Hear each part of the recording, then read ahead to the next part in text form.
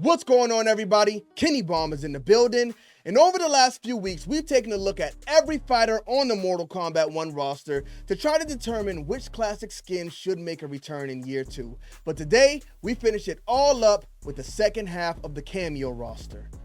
And we've got some pretty good fighters on this side of the roster, some who probably should have been on the base roster. We'll talk about that too, but don't forget to drop a like on this video and smash that subscribe button if you haven't already, especially if you don't want to miss any updates on Mortal Kombat 1. Now let's get into it.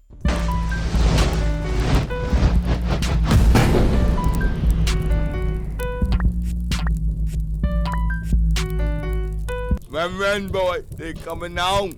All right, so I know this video is a little bit late, but as y'all can tell, my audio is cooked right now. And I don't know whose arm I got to twist to get a new interface, but apparently it'll be here on Thursday. But we're going to kick this thing off by talking about one of the most important characters, a character who should have been included in the base Mortal Kombat 1 story, but she just got left out. Literally, the first woman in Mortal Kombat history, and Sonya Blade couldn't be one of Liu Kang's champions. But I'm sure they got some big plans for her in Mortal Kombat 13. We'll see how it goes. But what skin should return? You know what? Sonya is my cameo, my only cameo, my go-to cameo, unless they make me use another one in Towers of Time. So I think I got some liberty to say here. I'm going to go with her attire from Mortal Kombat versus DC Universe. Now listen, it was not the greatest Mortal Kombat game, but the skins in that game were actually really good. But Sonya really looked good in every Mortal Kombat game, up until Mortal Kombat X. And it's not because she was old, because I love a good MILF, but Mortal Kombat X and Mortal Kombat 11 Sonya Blade, I just didn't like them too much. But if I had to pick one skin, it's definitely going to be Sonya Blade from Mortal Kombat versus DC Universe. Let's go ahead and move on to the next one. And that is Shujinko. Now, I'm not a big Shujinko guy. I think he's an idiot. You guys like to defend him saying he was just tricked, but I think the guy's an idiot. But it looks like he's going to be a lot more interesting in Liu Kang's universe, so I'm going to give him a break for right now. But if we're talking about returning skins these characters already had, then it's not really much places we can go for Shujinko. We really only got this Shujinko with the baldy. Yeah. I would rather have no skins for Shujinko than this one. You know what? The more I look at it, the cooler it actually gets. So I should probably stop looking at it. Let's go ahead and move on to the next one, and that is Sector. Now, Cameo Sector is our old school Sector, which means it's still a man, and we can go with any Sector from the past. And you know what? I think there's only one right answer here. So if he did get an alternate skin, why not Sector from Mortal Kombat 9? I think this is the most interesting this character has ever been, but that's just my opinion. I've never been a fan of any of the cyborgs because robots just really aren't my thing.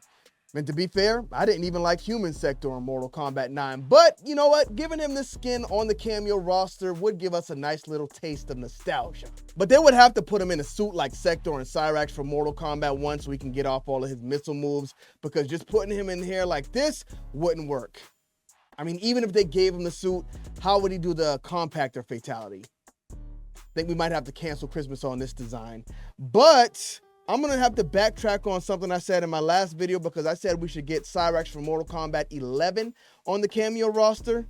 Y'all just got a little spoiler there, but I think instead we should get Cyrax from Mortal Kombat 9 as well. Now, this was a character who I was a fan of because he reminded me of Kofi Kingston, and I thought it was cool. So yes, I would like to see this Cyrax on the cameo roster, if possible. These are two that probably won't happen just because of how their movesets work, but if they really wanted to do it, I think they could. The next one we have here, we got an ugly Motaro. They did Motaro no favors with his design in Mortal Kombat 1 because this is a very ugly whatever he is.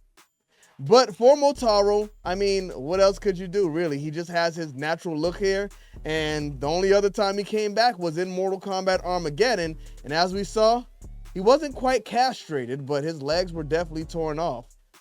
Oh, man, this wouldn't work.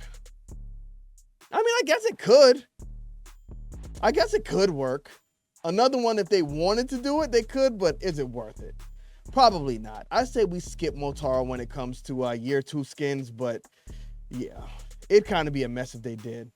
The next one we got is Frost, and you know what? I'm not a hypocrite, y'all. I'm not a hypocrite. As I stated, I do not like the cyborgs. I do not like the robots. They are not for me, but Frost from Mortal Kombat 11 was bad. Now, when Mortal Kombat 11 dropped, I was hating on this skin. I was like, why did they turn her into a robot? We want Frost back for Mortal Kombat Deadly Alliance. But you know what? I think this actually worked. I like the fact that they didn't give her the blue Super Saiyan hair. They kind of laid it down to the side. I don't like the fact that she was a robot, but I do like her look here a lot. So I won't be mad if we got this one in Mortal Kombat 1, even if you humanized it. I mean, this is human enough. It's still kind of a human look. So yeah, I think we could definitely get this one in Mortal Kombat 1. Frost was actually my first cameo. Switched from her and never went back. All right, the next one we got is another ugly character in Mortal Kombat 1 who should have been on the base roster. Come on, man. Goro is like a champion.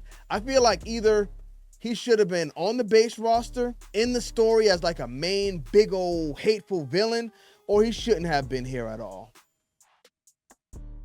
Another character like Shao Kahn who they just don't do justice for anymore.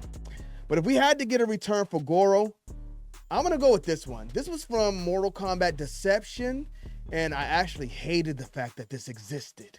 Because growing up, I had the Xbox, my younger brother had the PlayStation, and my older brother had the GameCube. And we would always argue about which console was the best. And they dropped the GameCube exclusive Goro and Shao Kahn. How do I argue with that? I'm playing Mortal Kombat Deception on Xbox. We don't have them. My brothers got it on GameCube, and they got Goro, and they got Shao Kahn. They did it again with Kratos in Mortal Kombat 9. Xbox has never received any love from the Mortal Kombat creators. Xbox players, think about that. They never gave us any love. Nintendo got it. PlayStation got it. We never got anything. Cancel Christmas on them. We even got Injustice late on the Xbox One. Come on now. All right, the next one we got is Jax. Now, my favorite Jax is actually from Mortal Kombat 11. I don't really like when the characters got older, but some of them, it just really worked for. It worked really well for Kano, and it worked really well for Jax. Those are the only 2 characters that really come to mind for me right now, but I love Jax from Mortal Kombat 11, so if we did get one, you know what? Throw the full beard on him. Give him the jacket. Give him the tank top. This is Jax. I hope we get to see him back like this in the next Mortal Kombat game that comes out. Not the little mustache. You know what? It's young boy Jax, but I want old man Jax back. Oh, man. The next one we got is Tremor. Now, listen, y'all cooked me when they first showed us Tremor, and I was like, no.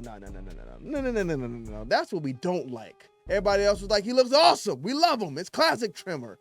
I still don't like how Tremor looks. But Tremor from Mortal Kombat X and Snowblind. You know what? I'm a big Snowblind guy. As I always say, I'm the biggest Snowblind guy in the business. But we're going video games only here. But I think they nailed Tremor in Mortal Kombat X. This should have been his design every time we saw him after that. You know, you could switch up the mask a little bit, but when it comes to the body and him not being made fully out of rocks, I think this was the perfect decision, perfect move. He actually kind of looks like Tremor from Mortal Kombat Snowblind here. And Snowblind, he was just a lot bigger. So, yeah, man, I think we missed on Tremor. I understand the cameos are all the classic designs, but if Tremor ever makes it to the base roster again, and you know what? We got all of the ninjas on the base roster except Tremor. So maybe it's possible we see him here in the future. We'll see. But I think he should look like that if he does come back. The next one we got is Chameleon. Now, I love how Chameleon looks in Mortal Kombat 1. I actually think this is her best look, even though she hasn't had many looks. She kind of looked like Jade in, what was that, Mortal Kombat 3, Ultimate Mortal Kombat 3 trilogy, one of them. But she came back in Armageddon. She looked great as well. I like the, what do you call it? Translucent, whatever you call it. She was see-through. But, you know what? It just didn't really have that to it. I think in Mortal Kombat 1, she definitely has that to her. And they gave her some personality. So she's actually talking in Chaos Reigns. Love it. So, yeah, let this one return. again, if we see Chameleon on the base roster in Mortal Kombat 13, hopefully she sticks with her traditional look that she has in Mortal Kombat 1, but as a secondary skin, you can give her this one, and you could even throw her in there as a cameo as well. I do like the hair she had previously, but again, I think the Bob wins. I think we got to give it to the Bob, so shouts out to Chameleon making her return and in a better spot than ever. Now, this last character we got here, oh boy, another spoiler. Probably won't make it into another Mortal Kombat game because he's dying in pretty much everybody's character endings. Ever since he popped up in the game, he's been in character endings dying everywhere.